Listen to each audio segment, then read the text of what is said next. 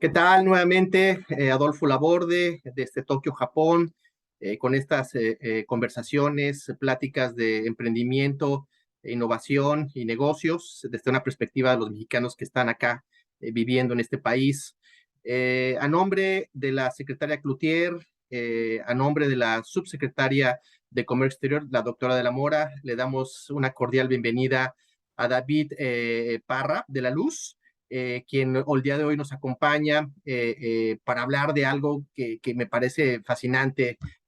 David hace música, es un mexicano que llegó a Japón hace 12 años, más o menos, 10, 12 años, 10 años. 10 años, ¿verdad, David? Con una carrera académica y profesional muy interesante. Estudió comunicación social en la UAM, tiene una maestría en comunicación y nuevas tecnologías. Fue editor de una de las primeras revistas de música electrónica en México. Se llamaba Cyber, creo que así se At pronuncia. Cyber, sí. Cyber. Hizo radio para el Museo Universitario del Chopo, asistente en la curaduría exteresa de arte cultural, sonoro. Trabajó en Bancomex, le sabe también el tema del comercio. Fue editor de web, trabajó en la Asamblea Legislativa de la Ciudad de México, ha hecho muchas cosas y lo más importante, y por lo que hoy nos toca, es que es un emprendedor.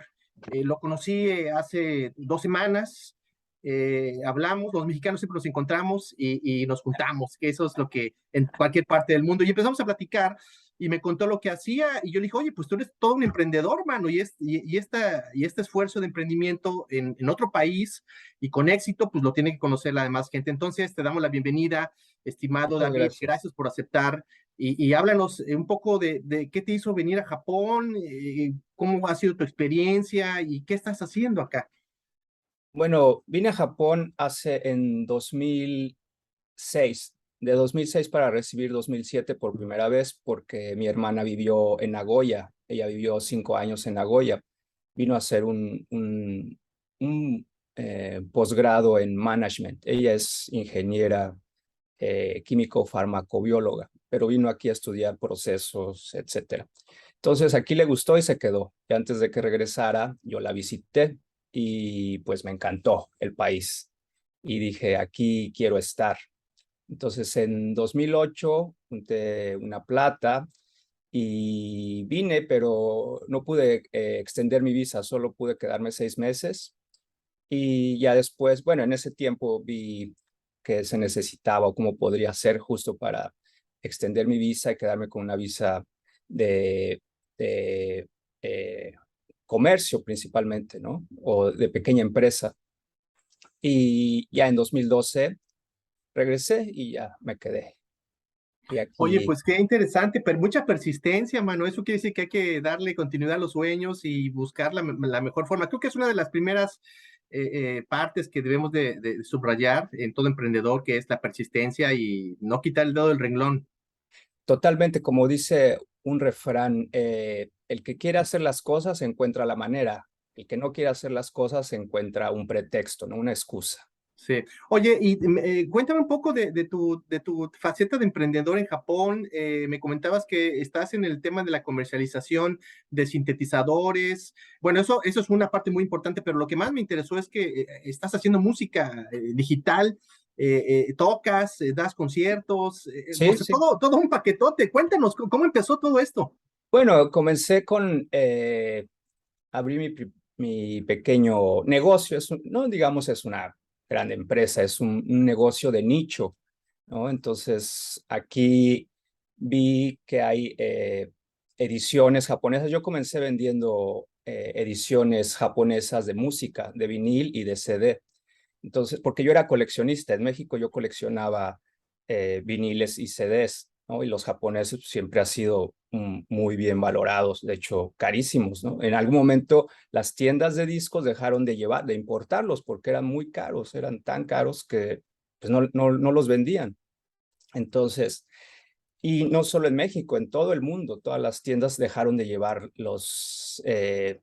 importar CDs y viniles japoneses, pero el coleccionismo está ahí. Entonces, yo cuando llegué aquí vi que tenían, fíjate, porque también las tiendas de discos, tú sabes, la producción de discos ha bajado.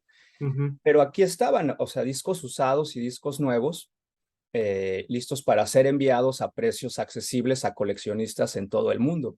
Entonces, yo llegué y me puse a trabajar para una compañía, pero a la par que trabajaba, comencé mi negocio online, ¿no? Mis tiendas en línea. Y fueron despegando y ya en algún momento pude dejar de trabajar y dedicarme de lleno a las tiendas. Y eso con los discos. Y ya después me metí en el mundo de los sintetizadores, porque como hago visuales también, estaba buscando un controlador para disparar mis visuales y me di cuenta que los sintetizadores, algunos de ellos tienen algo que se llama MIDI, mandan señal MIDI. Entonces, eh, que no es más que una señal de sonido para ejecutar comandos, ¿no? En la computadora. Entonces compré uno y lo usé como controlador MIDI y después comencé a tocarlo, ¿no? El paso lógico era tocarlo y eso pues me enganchó, descubrí el mundo de los sintetizadores, me voló la cabeza. Y, y ya entonces también conforme conocí de sintetizadores, comencé a vender sintetizadores, es decir, comencé a traer sintetizadores aquí al mercado de Japón y comencé a rescatar sintetizadores vintage japoneses para enviarlos al extranjero. Qué interesante. Entonces, una función de exportador-importador a menor escala, por En el- supuesto, Ajá, claro. pero encontraste un nicho que te gusta, que ese es otro de los elementos del emprendimiento que te apasione, y encontraste un nicho de mercado. Y este nicho de mercado fue porque fue por la suerte, ¿no? Fue un tema de encuentro fortuito con tus gustos. Sí, exactamente, fue casi que por casualidad, pero aquí estaba así como, era tan obvio, ¿no? O sea, iba yo a las tiendas de discos usados y decía estos discos y yo estuve en México, wow, o sea, ¿no? Estaban baratísimos. Y entonces ya empecé a hacer el tabulador de cuánto costaría enviarlos y eran súper buen precio. Entonces ya busqué los mercados de coleccionismo y, y pude entrar directamente con precios súper competitivos, ¿no? Oye, ¿cómo das el paso, el brinco a la creación y a la producción de música digital a través de los sintetizadores? ¿Estudiaste música? ¿Cómo No, surge esto? fíjate Cuéntanos, que porque esa es otra de las facetas, ¿no? De aprender cosas nuevas. no estudié música, pero siempre estuve muy vinculado a la música, siempre me ha gustado, apasionado la música. Entonces, y en México estuve en la curaduría de arte sonoro, ¿no? Entonces, siempre muy relacionado. Eh, y tenía muchos amigos también hice eventos por la revista, hice eventos, llevé músicos, productores y DJs también de Inglaterra, de Tijuana, Norte. Para las fiestas de presentación de la revista, llevábamos productores y DJs. Y yo empecé a hacer visuales en la computadora para esos eventos. Entonces, mi gusto por la música siempre había estado ahí, pero no fue hasta que, o sea, siempre había yo respetado mucho la música porque se me hacía que era súper un terreno pues sagrado, ¿no? Y, y muy caro y muy complejo. Pero cuando adquirí mi primer sintetizador y comencé a tocarlo, me di cuenta pues que no era tan difícil en realidad, ¿no? Es decir, es el mismo principio de hacer diseño. O sea, si vas a hacer un diseño de música en la computadora, es el mismo principio que hacer diseño gráfico, ¿no? O sea, tienes tus capas, tus layers, y básicamente secuencia, o cuando haces videos, secuencias en el tiempo.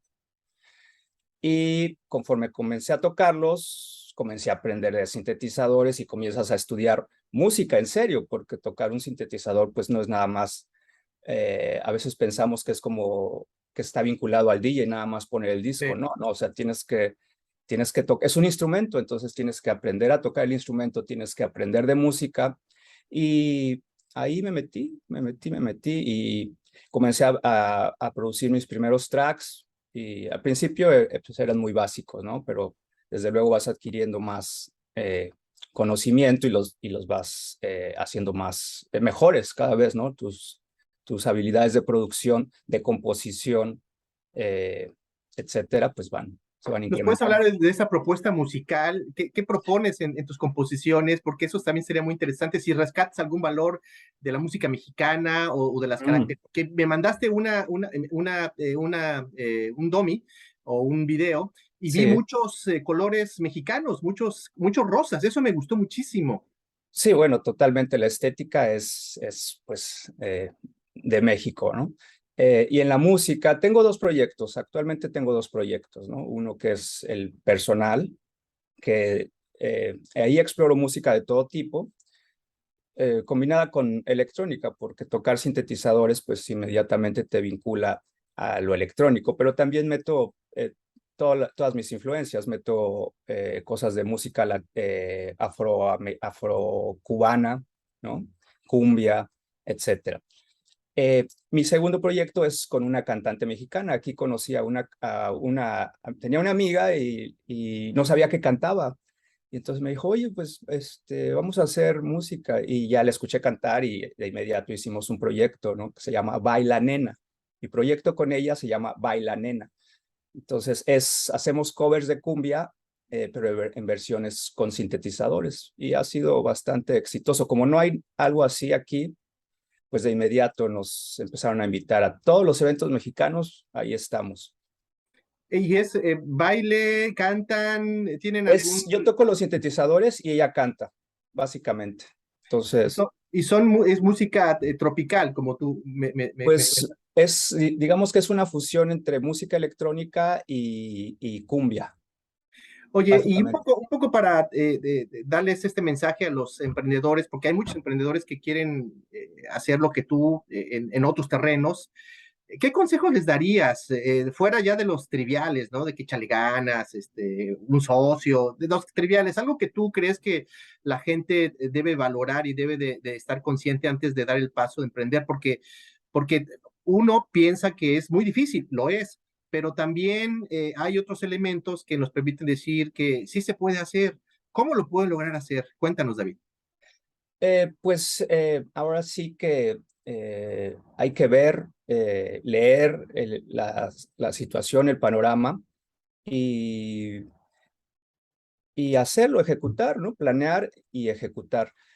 A veces lo más difícil es pensar, las limitaciones nos las ponemos nosotros o más bien las aprendemos, ¿no? Pensamos que es difícil o que hay que seguir muchos pasos. En realidad, en Japón, emprender a todos los niveles es lo más fácil, o sea, todo está, el sistema, las leyes están diseñadas para apoyarte, ¿no? Entonces tú puedes comenzar tu propio, digamos, como persona física, digamos, con actividad empresarial y con un presupuesto muy básico, ¿no? Y ya puedes tener, puede ser, por ejemplo, abrir tu agencia de viajes y donde tener tu propia compañía, donde tú eres tu propio jefe, puedes tener empleados, o sea, las condiciones están muy claras. Entonces solo hay que revisarlas, ir a ver cómo son las leyes y ya, o sea, aquí el diseño está para que puedas hacerlo y rápidamente. Los procesos son rapidísimos. Oye, entonces, ¿tú, catalogarías tu emprendimiento como un emprendimiento cultural? Pues es que es que el mío es, no, yo diría, o sea, es una tienda en realidad, ¿no? Un pequeño, una pequeña, ¿cómo sería? Un pequeño comercio, digamos, solo que no rento, ¿no? Un Claro. espacio físico. O sea, el paso natural para mí fue hacerlo en línea y funcionó muy bien, porque de hecho todas las tiendas más que invierten en esa infraestructura comenzaron a cerrar, Sí, porque es que los mercados de nicho no necesitas vender cantidades, necesitas vender pocas, quizás a más altos precios, pero no tienes que mover cientos de miles, ¿no? Entonces, esas sí, compañías he sí. notado el regreso a estos esquemas tradicionales, ¿no? Del vinil, de los tocadiscos, que ya los ves en todas partes. De hecho, las nuevas generaciones lo están buscando. Mi hijo, que recientemente estuvo en Japón, Mm, me sorprendió porque en lugar de pedirme que lo llevara a los templos, me pidió que lo llevara a las tiendas de vinil, ¿no? ah, Entonces, yo le pregunté, oye, por qué estás haciendo esto, ¿no? Dice, porque ahora a los que nos gusta la música, vamos por esa propuesta aguda, nítida, que es el sonido. Y en estos, me explicó, en estos viniles se puede apreciar mejor la composición y los sonidos reales, pues idénticos, ¿no? De como si estuvieran tocando en vivo. Entonces, creo que ahí hay un gran nicho para las nuevas generaciones y tú has dado pues, pie para hacerlo y enseñarnos. Oye, pues muchas gracias, estimado David. Algo que nos quieras comentar, ¿cuáles son tus próximos proyectos? ¿Dónde te vas a presentar? ¿Dónde te pueden encontrar? Eh, bueno, tengo el grupo Baila Nena. Cuando tecleen Baila Nena, ahí les va a aparecer. Y nuestras próximas fechas van a ser en las fiestas de septiembre, las fiestas de Independencia. Vamos a tener 2 o 3 shows. Y bueno, mi Instagram personal es Tokyo-Noise. Ahí está mi música y etcétera. Y ahorita lo que tengo son proyectos de hacer música, pero para películas, ¿no? Para amigos que están haciendo películas, llevar mi música a la televisión también, porque eh, ahí lo pagan súper bien. Es decir, ahorita también la industria de discográfica, eh, es decir, una parte está coleccionando viniles, pero tristemente la otra parte, la que no está tanto por la escucha, o sea, por la calidad del sonido, pues está solamente escuchando streamings, ¿no? En Spotify. Eh, bueno, ahí es un tema, pero y con la pandemia también los conciertos en vivo habían bajado, etcétera. Entonces, lo que estoy buscando ahora es mover la música, pero para colocarla en producciones culturales, ¿no? En producciones simbólicas, películas, series, televisión, etcétera. Entonces, por Oye, ahí. pues qué buenos proyectos, la gente que te puede encontrar en Instagram. Entonces, te felicitamos, te digo que estamos Gracias. buscando ese talento mexicano que no conocemos en México y tú eres uno de ellos. Yo estoy muy orgulloso de haberte conocido. Además, eres del sur de la Ciudad de México también, de Coyoacán. Coyoacán. Entonces, pues qué gustazo conocerte. A nombre de la secretaria Cloutier, la doctora de la Mora, subsecretaria de Comercio Exterior, de un servidor Adolfo Laborde, ministro aquí en Japón, representante de la Secretaría de Economía, te damos las gracias y nos vemos muy pronto en uno de tus conciertos. Gracias, Adolfo. Un gustazo. Hasta luego. Chao.